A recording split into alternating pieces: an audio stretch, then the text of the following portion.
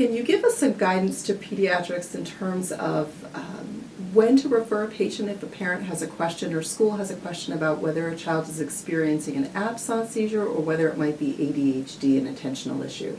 Oh, that's a good one, because I think every week or twice a week we get a referral for that very question. And it's usually the diagnosis of ADHD that's been floated, and then there's some observation on the part of the teacher or someone else that says, well, maybe not. And I think the clinical features are greatly overlapping, but they also do differ once you tune into the observation of the event.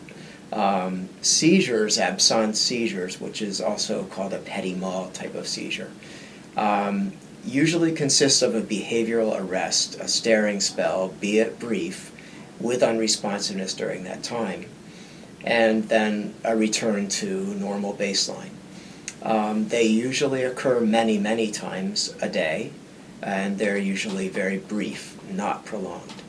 An attention deficit disorder child may have staring spells, may have moments of not being fully responsive, but if you look closely, they won't have the same look, the look that you can see on a child with an absence seizure.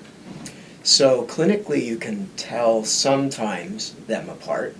Sometimes you need an EEG to tell them apart, and the EEG in the case of absence has a very high yield. It would detect about 80% of the time if a child is having absence seizures versus an ADHD appearance.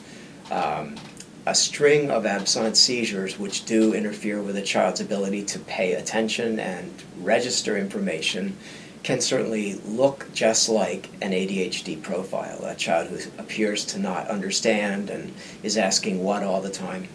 And again, it can be hard to tell clinically, but I think if there's any question that the spells are briefer, they're occurring in the middle of eating or doing some other activity as opposed to perhaps a moment where you just are caught up in something else and is more innocent in that sense.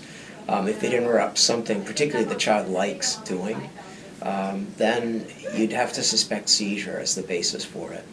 The brevity of them can help because usually absence are quite short.